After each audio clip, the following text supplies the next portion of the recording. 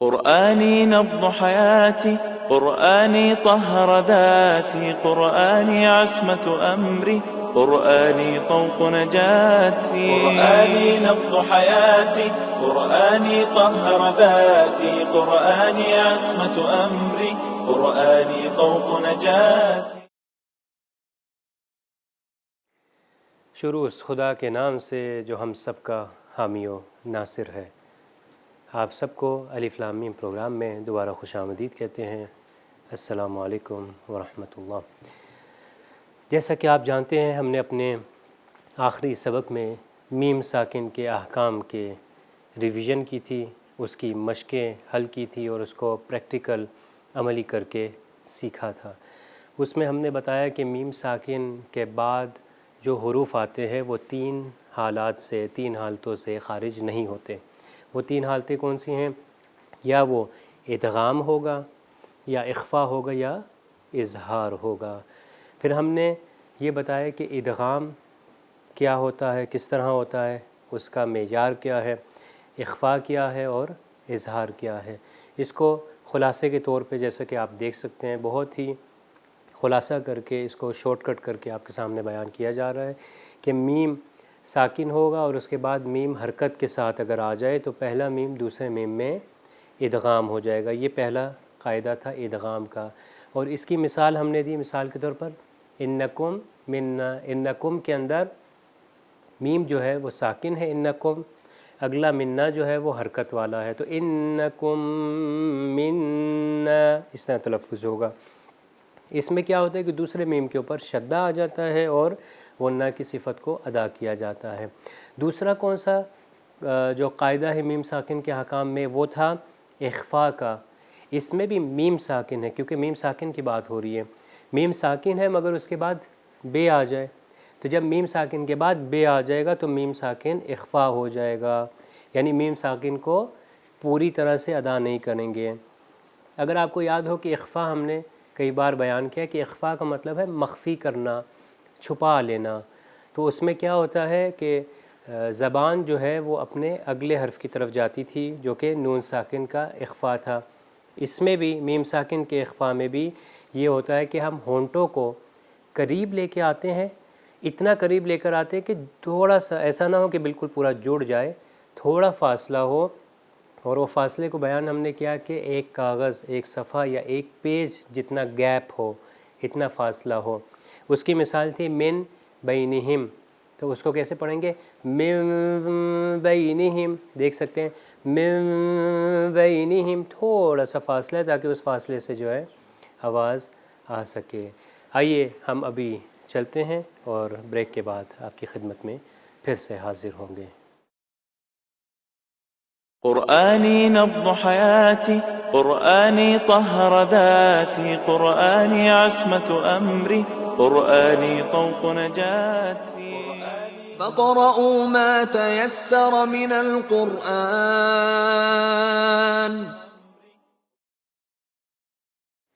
قرآن کو جتنا ہو سکے زیادہ سے زیادہ پڑھیں، تاکہ یہی قرآن ہماری زندگیوں میں برکت لا سکے، کیونکہ یہ کتاب فرقان ہے، یہ نور ہے اور یہ ذکر ہے۔ آئیے ہم اپنے درس نمبر 24 کی طرف چلتے ہیں کہ جس میں مد اور قصر کے احکام بیان کیے جائیں گے، یعنی احکام مد اور قصر۔ سب سے پہلے دیکھتے ہیں کہ مد کی کتنی قسمیں ہیں، مد کی اقسام۔ آپ دیکھ سکتے ہیں مد کی 5 اقسام ہیں۔ سب سے پہلی مد متصل، دوسرا مد منفصل، تیسرا مد لازم، چوتھا مد عارضی اور پانچواں مد لین۔ ابھی ہم ان کو باری باری کھول کے بیان کریں گے۔ مد کی کیا علامت ہوتی ہے؟ جو مد کے سامنے جو ایسے کر کے علامت بنائی ہے، جو نشانی ہے، مد اس کو کہتے ہیں۔ لغت میں اس کو کہتے ہیں کھینچنا، اور تجوید میں کہتے ہیں کہ مد کی آواز معمول سے زیادہ لمبا کرنا، یعنی جو نارمل آواز ہم لوگ رکھتے ہیں قرآن کے اندر اسے پڑھنے کے اندر، مگر جب مد آ جائے گا تو تجوید کے اندر اس کا مطلب ہے کہ اس کو معمول جتنا ہم لوگ جتنا کھینچتے ہیں اس معمولی طور سے زیادہ جو ہے اس کو کھینچا جائے۔ مد کے اسباب کیا ہوتے ہیں، مد کے کیا سبب ہے، کس وجہ سے یہ مد جو ہے وجود میں آتا ہے، اس میں بیان ہوتا ہے کہ 3 اسباب ہیں، 3 سبب ہے۔ یا حمزہ اس کی وجہ بنتی ہے، یا سکون، یا یہ کہ شدہ۔ ابھی ہم چلتے ہیں سب سے پہلے مد کی طرف، جو کہ تھا مد متصل۔ متصل کا مطلب ہوتا ہے جو جڑا ہوا، جیسا کہ آپ کو یاد ہوگا کہ ہم کہتے ہیں کہ نماز میں اتصال برقرار ہونا چاہیے۔ کون سی نماز میں؟ جو جماعت میں پڑھی جائے، یعنی نماز جماعت کے اندر ایک شرط یہ ہے، ایک معیار اور ایک کنڈیشن یہ کہ اس کے درمیان میں جو امام جماعت ہے اور دوسرے جو ان کے پیچھے پڑھ رہے ہیں اس کے درمیان میں اتصال یعنی کنیکشن برقرار ہونا ضروری ہے۔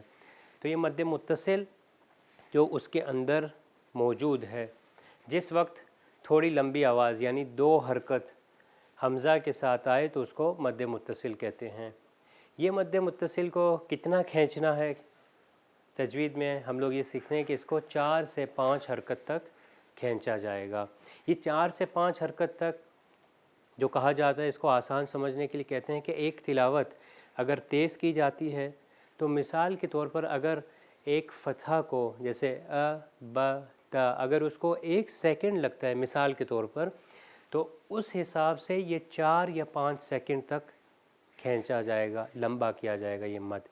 مگر بعض ایسی قرات ہوتی ہیں کہ جس کے اندر چھوٹے حرکت کو بھی یعنی ب ت کو بھی تھوڑا سا لمبا کر کے بیان کیا جاتا ہے، تو وہ اسی کو ملٹیپلائی کر دیں گے 4 یا 5 حرکت سے، اتنا لمبا کر کے بیان کریں گے۔ مگر ابھی ہم کیونکہ ترتیل سنتے ہیں، مثال کے طور پر ترتیل کیسے ہے؟ بسم اللہ الرحمن الرحیم، تو یہ ایک نارمل سپیڈ کی ترتیل ہے، تلاوت ہے، تو اس کے حساب سے ہم جو ہے 4 سے 5 حرکت تک اس کو کھینچیں گے، لمبا کریں گے۔ یہاں پر ہمارے پاس مثال ہے، آپ دیکھ سکتے ہیں ساری جتنی مثالیں دی گئی ہیں اس کے اوپر جو ہے مدہ دیا گیا ہے، اور اس کو ہم نے 4 سے 5 حرکت تک کھینچنا ہے، یعنی تقریباً 4 سے 5 سیکنڈ سمجھنے کے لیے۔ میں 1-2 پڑھوں گا، پھر بعد میں آپ کو کہوں گا تو آپ تکرار کریے گا۔ ابھی آپ سنیے، ماء احیاء، ابھی میں پڑھوں گا، آپ میرے بات تکرار کریے۔ ماء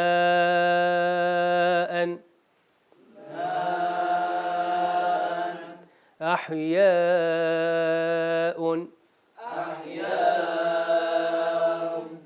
ساء،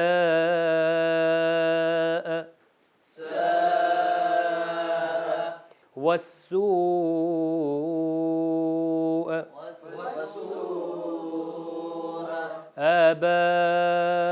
آباؤنا، أولئك،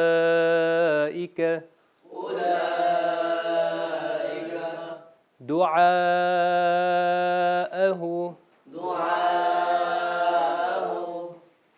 یہ ساری مثالوں میں آپ دیکھیں گے جو مد آیا ہے، درمیان میں مد آیا ہے، یہ اس کا اپنا حصہ ہے، اسی لیے کہتے ہیں مد متصل، متصل ہوا ہوا ہے، اٹیچ ہے اور کنیکٹڈ ہے، یعنی آپس میں ایک رابطہ ہے اس کا۔ ابھی ہم چلتے ہیں اپنے اگلے مد کی طرف، جو کہ ہے مد منفصل۔ یہ مد منفصل اور متصل، متصل جو تھا آپس میں اٹیچ یعنی ایک ساتھ ایک لفظ کے اندر تھا، منفصل ہے کہ جو جس کے درمیان میں فاصلہ ہو، فصل منفصل کے فاصلہ ہوگا اس میں، یعنی 2 کلمات کے درمیان میں جیسا کہ آ جائے گا۔ یہ مد بھی مد متصل کی طرح ہے، اس فرق کے ساتھ کہ حرف مد لفظ کے آخر میں ہوگا، اس کے اندر حرف مد جو ہے جو کہ وجہ بنی ہے تو اس کے آخر میں ہوگا، اور مد کا سبب جو ہے حمزہ اگلے لفظ کا پہلا حرف ہوگا، تو سبب جو ہے وہ اگلے حرف کا پہلا حرف ہوگا، اور حرف مد جو ہے لفظ کے آخر میں ہوگا جو پہلا والا تھا۔ ابھی مثالیں دیں گے تو واضح ہو جائے گا۔ اس مد کو قصر یا پھر 4 سے 5 حرکت کھینچا جائے گا۔ قاری مد منفصل کو چاہے تو کھینچ سکتا ہے یا پھر قصر پڑھے۔ قصر سے کیا مراد ہے؟ قصر سے مراد ہے چھوٹا یا کاٹ دینا، جس طرح ہم لوگ کہتے ہیں کہ نماز قصر یعنی قصر نماز پڑھنا۔ قصر نماز کا کیا ہوتا ہے؟ یعنی چھوٹا، کم کر دینا۔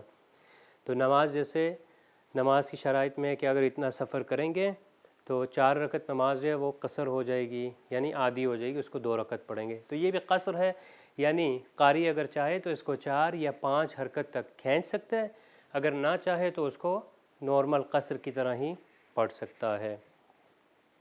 اس کے اندر مثالیں دیکھیں، آپ کے لیے واضح ہو جائے گا۔ منفصل اس وجہ سے کیونکہ 2 کلمات کے درمیان میں آیا ہے، 2 الفاظ کے درمیان میں۔ ابھی 2 لفظ کے ہیں، اس میں تھا انا اور پھر تھا انزلنا، تو اس کے درمیان میں آیا ہے۔ پہلے میں پڑھوں گا پھر آپ بتائیں۔ انا انزلنا، یہ آپ دیکھیے کہ 2 الف یا حمزہ جو اس کے اندر ہے اس کے درمیان میں ہے، تو اس کو 4 سے 5 تک بھی میں کھینچ سکتا ہوں، یا اگر میں چاہوں تو اس کو کم بھی کر کے، مثال کے طور پر قصر یعنی چھوٹا کر کے، کم کر کے پڑھ سکتے۔ مثال کے طور پر انا انزلناہ فی لیلۃ القدر۔ اسی طرح انی اور انا کے درمیان میں آیا ہے۔ ابھی میں پڑھوں گا، آپ میرے بعد تکرار کریں۔ انا انزلنا،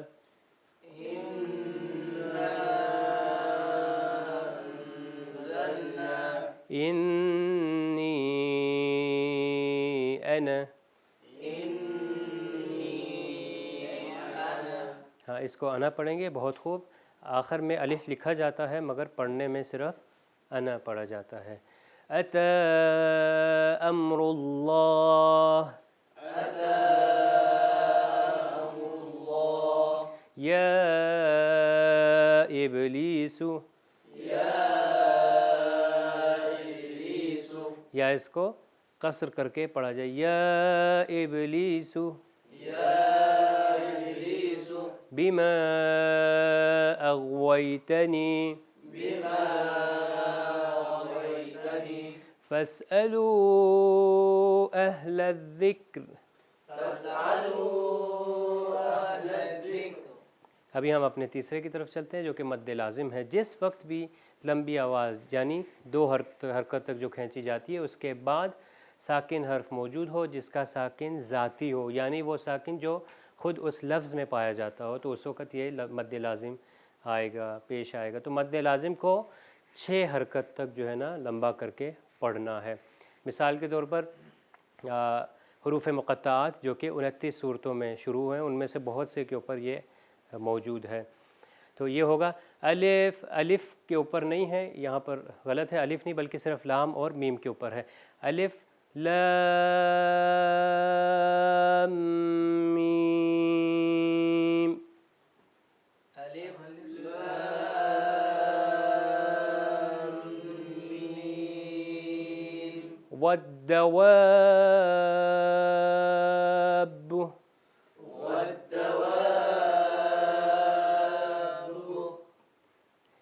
یا جیسا کہ یاسین کے اندر یاسین،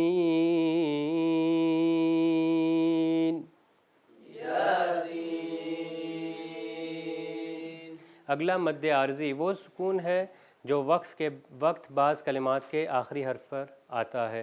اس مد کی رعایت کرنا اختیاری ہے، یعنی آپ چاہیں تو کر سکتے ہیں، 2، 4 یا 6 حرکت تک اس کو لمبا کر سکتے ہیں۔ مثال کے طور پہ الحمدللہ رب العالمین ہے تو الحمدللہ رب العالمین، یہ قرأت کے اندر زیادہ ایسا پیش آتا ہے۔ 5واں آخری مد مد لین ہے۔ حرف مد لین کی آواز میں سے ہو اور اس کا سبب سکون ہو، اور لین کی آوازیں کون سی ہے؟ واو یا ساکن ہو اور اس سے پہلے فتح ہو۔ مثال کے طور پہ خوف ہے تو خوف کر کے اس طرح پڑھا جائے گا، یا بیت ہے تو بیت پڑھ کے۔ اور مد کا ایک اور فائدہ ہے کہ اس کو خوبصورتی سے ادا کر سکتے ہیں، جیسا کہ ہم نماز کے بعد پڑھتے ہیں ان اللہ و ملائکتہ، اس میں جب لمبا کریں گے تو خوبصورتی آتی ہے۔ مثال کے طور پہ ان اللہ و ملائکتہ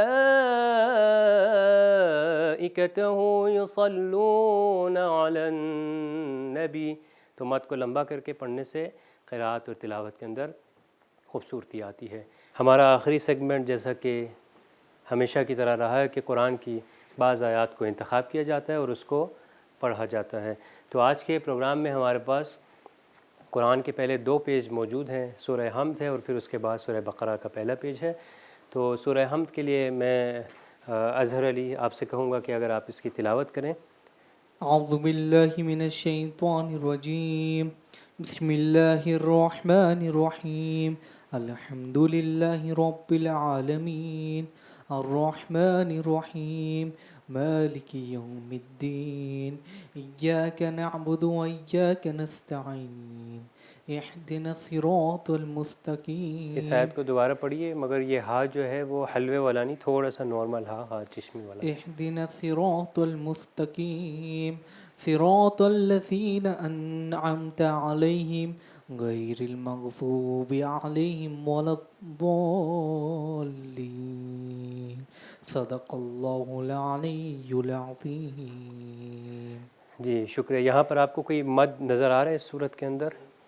ولا الضالين. جی ولضالین کے اندر ہے کہ جو کہ ضروری ہے اس کو اس مد کو جو ہے انجام دیں. اور یہاں پر آپ دیکھ سکتے ہیں صراط الذین انعمت علیہم.